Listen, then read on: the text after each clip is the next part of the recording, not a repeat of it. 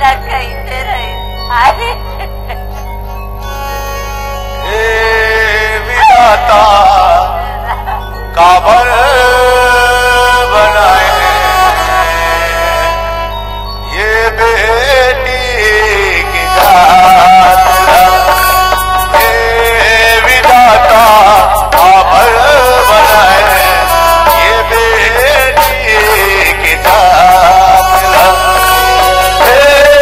विधाता काबर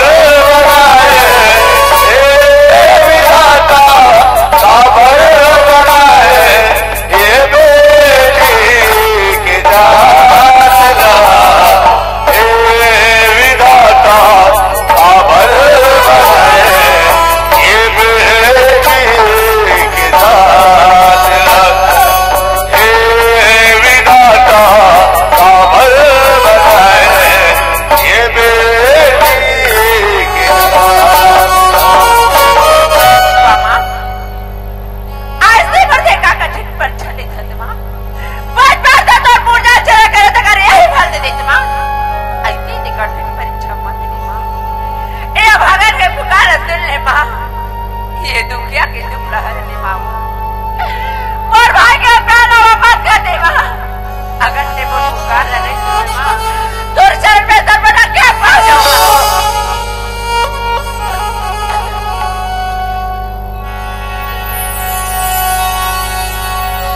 सदा पापी से पापी को भी तुम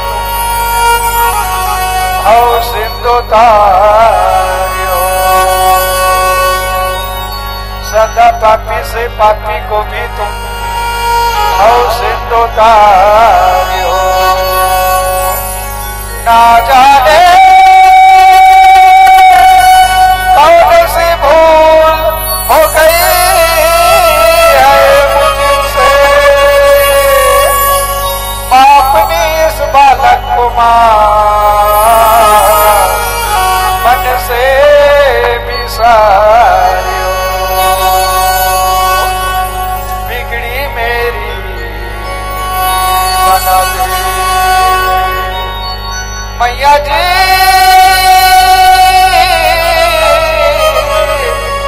बिगड़ी मेरी बना दे हे शेर वाली मैया बिगड़ी मेरी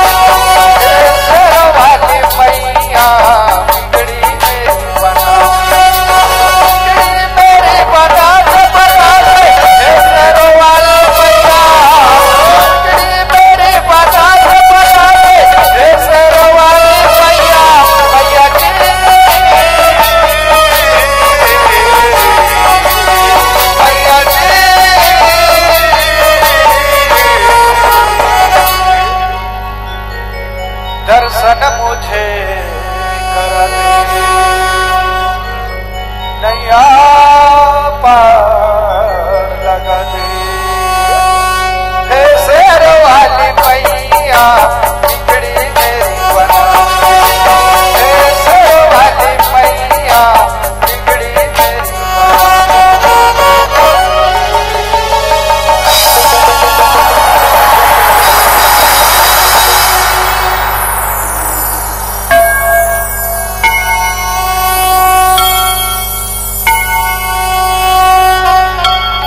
वाली माँ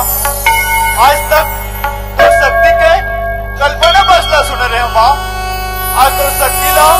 मैं साक्षात देखते रहे माँ माँ आज ते अनवा भाई के अकेला खोल दे माँ माँ मैं सबसे पहले अपन बहनी ला देखना चाहता हूँ माँ बहने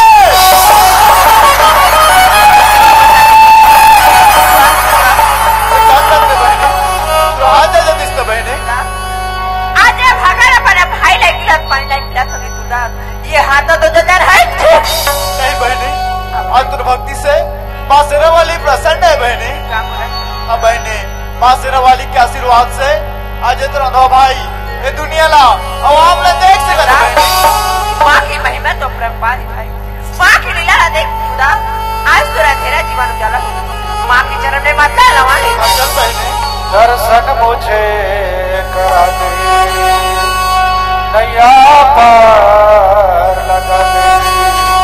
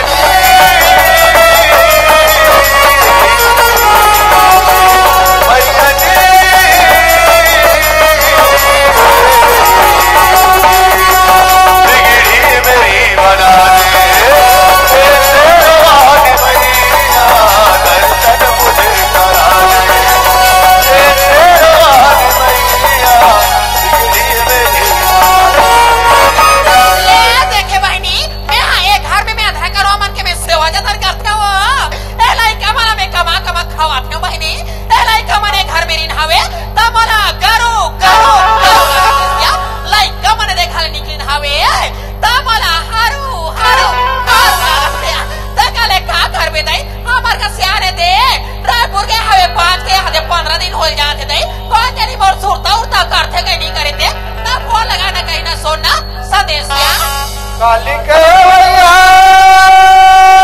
धनी काली के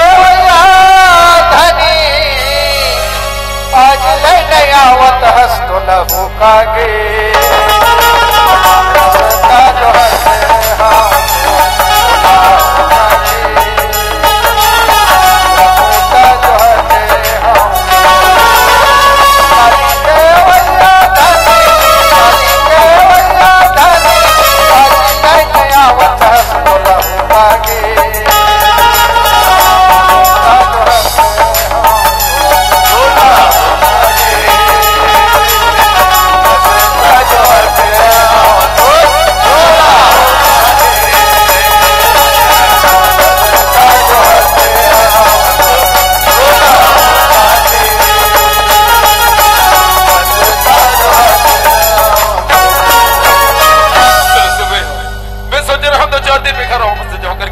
लेकिन 15-20 दिन वहां मर्याद है और भर्ती लोग लेके क्या सदात है, लेकिन समझ में भी याद है, रोड में बस भी नजरियात है,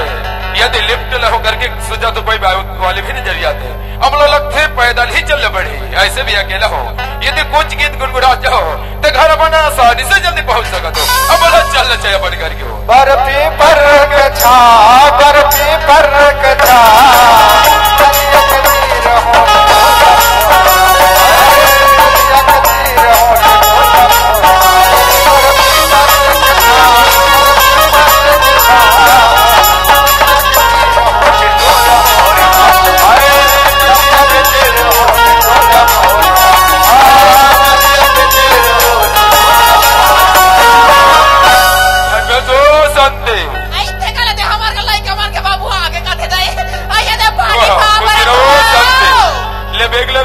ऐसा बने और रायपुर के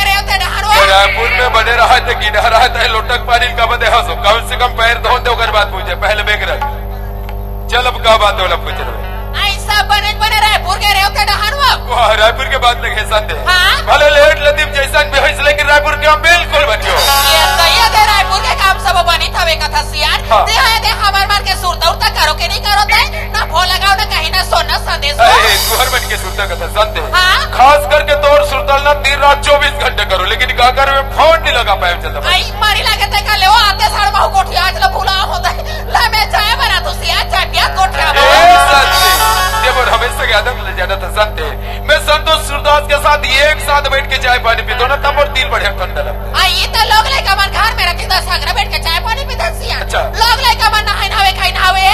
पढ़ेला स्कूल की नहाए वो पढ़ेला स्कूल की साथ लाइक हमारे स्कूल के तभी जिक्र तो लेके अपन से मुलाकात करके आवा तो ताने चाय पानी आराम से बढ़िया पिया रहो तो ते हां कुर्सी पड़ा दो ती हां कहां जावे मैं ऐसे कहा दे रहो सियान ये दे रहा बोले तुम्हार कदीजार के निकले हो कदीजार के नहीं निकलो तई मां बात ला राधे रे हो सागल नी राधे रे हो तई तबे ऐसे कर तू बात ला में आमा चटनी सन हेर थो ले खात खात ए सर जीत ले ऊपर जीत अति काबर कर संदे काबर की बोला लेके देखे आधे 15-20 दिन हो जीवन बिल्कुल टुकुर टुकुर लगे तबे ऐसे कर दो गुरुजी ने छुट्टी करवा गलावत हो सादे तन माय पीला बैठवा पड़े सुगर गट खाना का लेटर दे तोर बाठाने मारे लइका लगा होशियार तो तुम्हारे स्कूल में हाथ चल दे उदय तो रात ले में सब साल बाद ला रात करके रखे साथ में जल्दी में साथ में लाओ ले जल्दी आ जाओ होशियार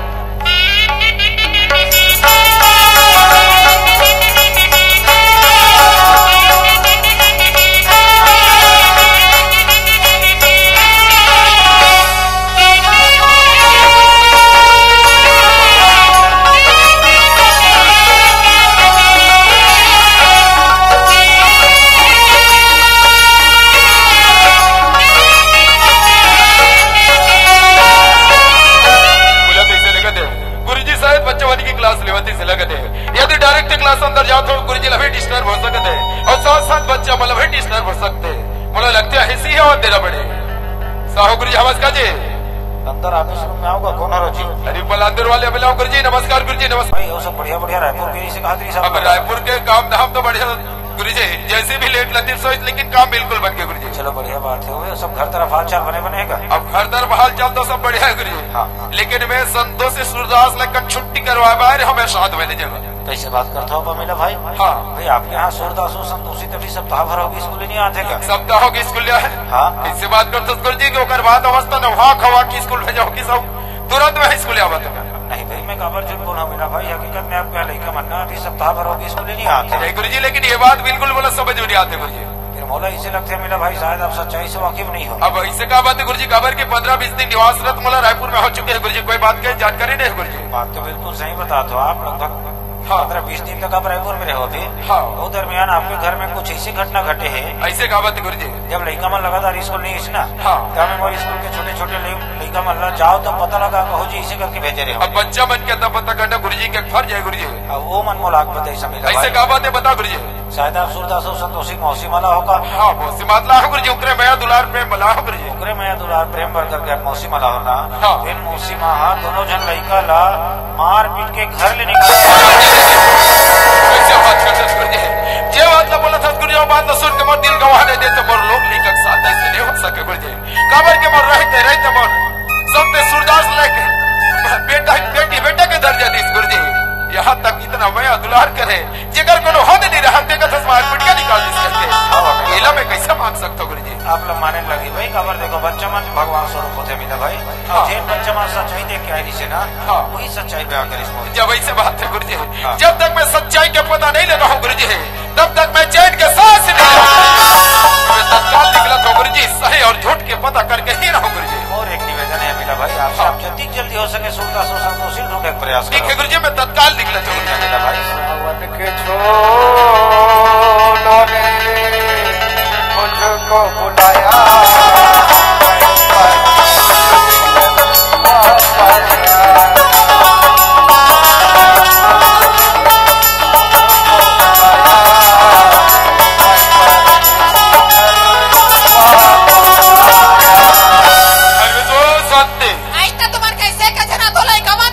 कैसे लड़का मन घर नहीं पहुंची लो?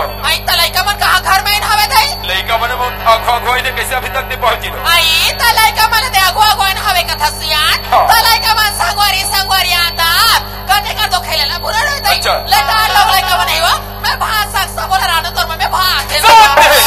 सबके पहले सत्य जे बात पूछा तो सत्य होकर वाला सर्वप्रथम जवाब चाहिए,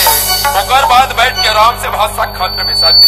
तोला ये पूछता शांति का पर संत सूरदास रे स्कूल भेजे कि नहीं भेजे कर वाला जवाब चाहिए। हाँ लोग लड़का मन में स्कूल भेजे उसियान। अच्छा। लड़का मन रोज के नवा खवा के स्कूल भेज तो लड़का मन पढ़े ले स्कूल की ना हवे लेकिन वो पढ़े स्कूल की नहीं पढ़े के हवे साहू गुरु जी कहते हैं मिला एक सप्ताह से तोर संत सूरदास स्कूल ले आए के और देख कथा से स्कूल भेजो के आखिर काकर बात लबालो में तो वो गुरुजी का सेल करा गोटिया तो लोग लड़का मन रोज के नहा कर पढ़े ले स्कूल जाते नहीं तो मास्टर के सेल करा गोटिया तो लोग लेके मन स्कूल जाते साहू गुरु जी कहते स्कूल ले आए के और देख कथा से स्कूल भेजे हो के आखिर काकर बात लमान और हत्यारे कहे का मतलब साहू गुरु जी छोड़ बनाते और ते सत्य बोलाता से या संतोष सूरदास के बाबूजी दोनों बीच में गई सब ना आखिर संतोष सूरदास किस कहानी दुष्टि ताते वो गुरुजी के बात में आके बोला मार कर रहा ओ मैं तोला कथू तोला दिमाग नहीं है दिमाग बता तोला अक्ल नहीं है अक्ल बता जब तक के लोग लड़का मन घर में रही सियान तब तक के लोग लड़का माँ बाप के लोग लड़का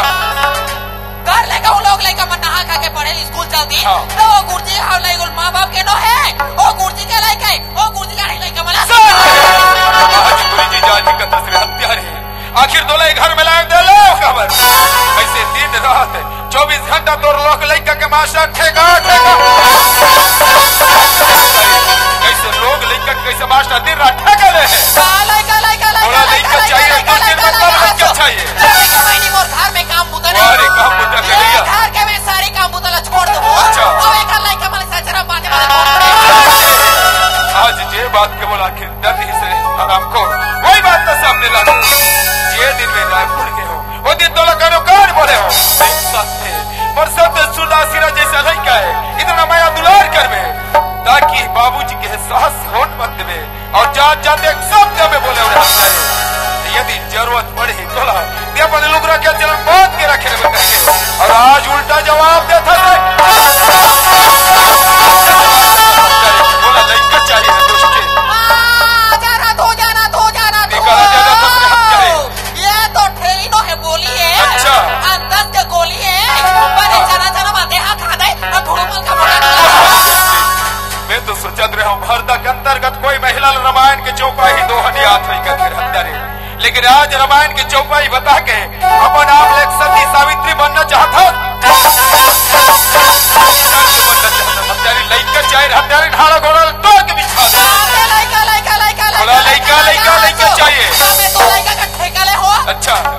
लड़का के ठेका ले हंसते हैं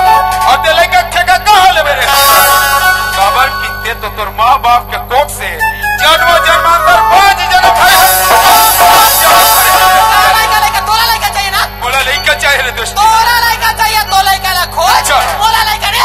लेकिन सुन रे दोस्त तोला लड़का की जरूरत कहाँ पड़ी ना ते तो जन्म जन्मांतर 5 जन्म लेकिन सुन रे दोस्त जे दिन यदि लड़का मिल जाए वो दिन बताओ कि तोर का दुर्दशा लेकर हो रहा है लेकिन लड़का मिल तो जा रहे तेरे लेकिन वह परमात्मा जिला में कब सब नब सोच रहे परमात्मा आज पल भर में मोर बसा बसा घर उजड़ जाए करके लेकिन आज इसे कौन सा जन्म के कर्म कर रहे परमात्मा जे कि आज पल भर में मोर बेटी बेटा मोर से जुदा हो गए जो भी सजा देना परमात्मा मुझसे महतारी लाके गुनाह मैं कर रहा परमात्मा और मोर गुनाह न मोर बेटी बेटा देने सजा एक बार कम से कम मोर सब तो सुधास मोर से मिला दे परमात्मा लेकिन वास सरवालवा जे बेटी बचपन तो पूजा पाठ करी सरवालवा यहाँ तक मोर बेटी संतोष से खाना पीना लब छोड़ दे लेकिन तो दुआरी में पूजा करे लगा बोली सरवालवा आज ये दुनिया थोड़ा सा जगत जल्दी करते माँ दुनिया के रखवाला मानते माँ लेकिन आज मोर संतोष बेटी के साथ चल कपट करे सरवालवा लेकिन आज ये अबला बाप के पुकार ला सुने लगी सरवालवा आज दुनिया 9 दिन नवरात्रि मनाते विश्वास करके मनाते सरवालवा यहाँ तक जोत जवानों मनाते विश्वास करके मनाते हैं लेकिन आज मोर बेटी बेटा के साथ विश्वासघात करे लेकिन आज ये अबला बाप के पुकार ला सुने लगी सरवालवा यदि मोर संतोष से सूरदास सही सलामत नहीं मिली सरवालवा संसार में नवरात्रि मना तो नाम लेना बंद हो जाए और अपने लाल चाहता सरवालवा मोर संतोष सूरदास लोगों से मिला दे सरवालवा न जाने मोर संतोष से सूरदास नदी नाला पर्वत पहाड़ यदि कोई मेरा तबन बाबूजी का आवाज सुन के आज हमें संतोष सूरदास तो हर बिना ये काया कोई काम के रहे संतोष नहीं तो तोर बाबूजी आज संतोष है जैसे भी पानी के मछली तड़प तड़प के मन प्राण ला त्याग कर बेटा वैसे आज तोर बाबूजी तड़प तड़प के मन प्राण ला त्याग हो सके मां से खाली मोर बेटी बेटा ला मिला दे एक बार पुकार के देखो तेरी मेहरबानियां तेरी कदरदानियां